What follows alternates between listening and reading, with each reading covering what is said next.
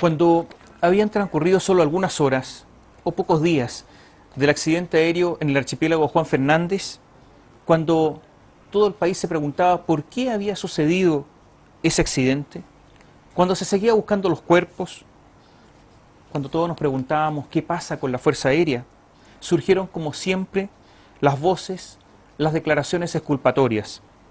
Como siempre, porque el Estado es impune. No se necesita ser un experto para entender lo evidente. ¿Cómo es posible que viaje un avión sin capacidad de retornar si es que algo ocurre? Que viaje a una isla en medio del mar. ¿Y si es que el avión que lo antecedía se queda en la pista por alguna avería y no puede aterrizar? Bueno, ¿al diablo todo? ¿Cómo es posible que tengamos una fuerza aérea de kamikazes, pero no con ellos mismos, sino con civiles? ¿Recuerdan ustedes que al día siguiente del accidente aéreo despegó un avión C-130 desde el grupo 10 de la FACH e inmediatamente empezaron a llamar a la radio pilotos señalando que un C-130 no podía aterrizar en Juan Fernández porque su peso triplica la capacidad que tiene esa pista para soportar peso?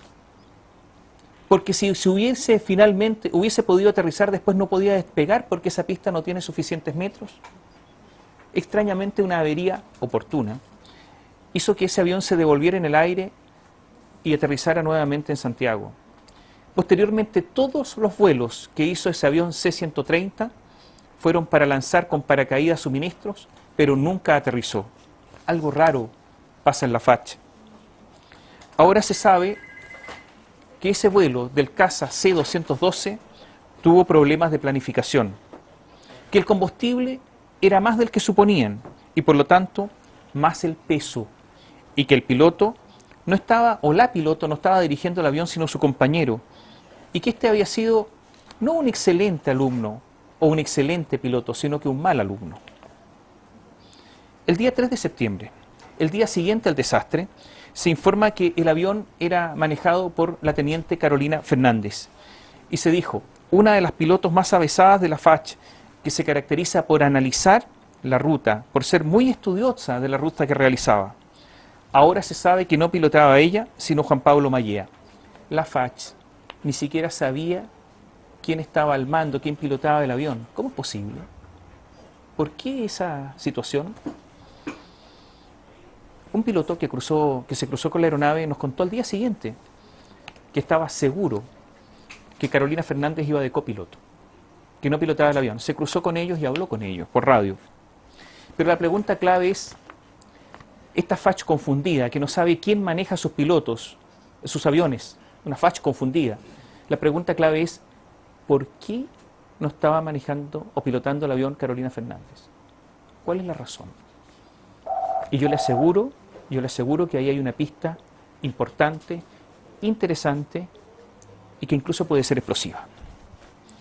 El día 3 de septiembre, al día siguiente de este accidente, el general de la FACH, Maximiliano Larraechea, dijo que la teniente Fernández tenía más de 1000 horas de vuelo. Falso, no más de 1000 horas, tenía 800 horas de vuelo. También dijo que la FACH, entre los dos pilotos, dijo la FACH que entre estos dos pilotos sumaban 1500 horas de vuelo. Pero esta es una idea particularmente desafortunada, las horas de vuelo no se suman. Imagínense que pongamos en el avión a 10 pilotos con 100 horas de vuelo cada uno. Hacen 1000 horas. ¿Eso es inteligente? ¿Es aceptable? ¿Está de acuerdo con las normas internacionales? Pero sí es ridículo. La verdad es que aquí ha habido muchas cosas ridículas también.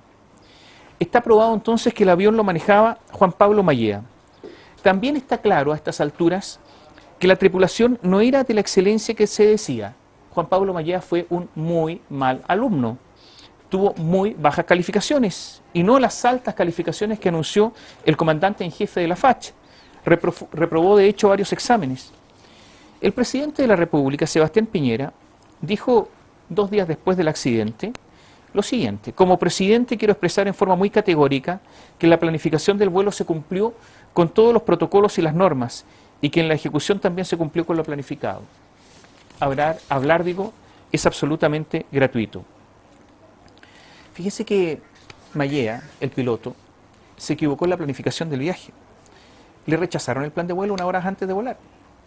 Él dijo que iba a ser un vuelo instrumental, pero para que haya vuelos instrumentales se requiere apoyo de radiofaros en tierra.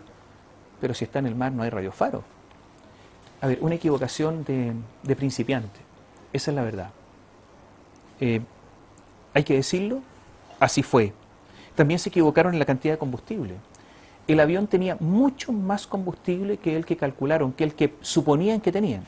Y por lo tanto, si el peso estaba en el límite, usted me entiende, ¿no? Que cuando hay más combustible del que se supone, hay más peso. Bueno, todas estas contradicciones deberán, por una vez por todas, ser aclaradas. Ya se sabe que ningún piloto experto, además, conocedor de la zona, habría girado, luego de la primera aproximación a la pista, habría girado y volado por donde voló ese avión. Por eso nunca se buscó en el lugar, en los primeros días, en el lugar en que cayó.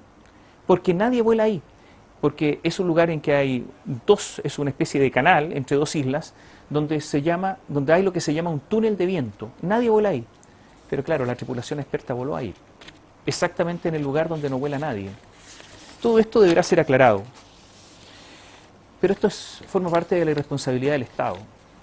Bueno, el Estado es tan irresponsable que después del accidente, ¿se acuerdan ustedes que el presidente de la República, Sebastián Piñera, subió a un avión FACH para un viaje institucional? Y le hicieron firmar un documento diciendo que la FACH era irresponsable si es que cometía un error con el presidente de la República, o sea, con su jefe. Esto fue noticia mundial. Fue una noticia irónica. Una noticia para la broma. Si tomaron para la broma a nuestro país. ¿Qué fuerza aérea hace firmar al presidente de la República un documento donde le dice: si nosotros nos equivocamos y usted se muere, no somos responsables? Es que ha llegado la irresponsabilidad del Estado a ese nivel máximo. Pero no solamente la FACH, Codelco Ventanas, por ejemplo. Todos sabemos que las fundiciones son los lugares más contaminantes, las emisiones más contaminantes de Chile.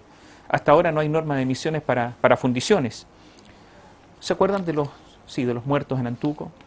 De esos muchachos y de ese suboficial valiente, el único que se quedó a ayudarlos porque los oficiales todos se escaparon. ¿Hubo alguna responsabilidad del alto mando?